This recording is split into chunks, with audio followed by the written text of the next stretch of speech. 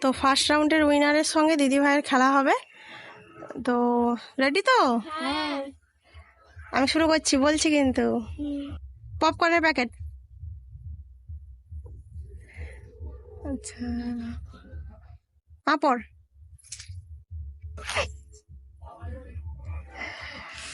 Biscuit,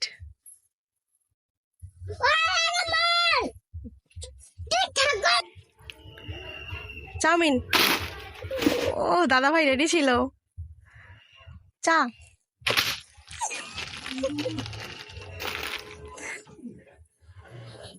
হলুদ।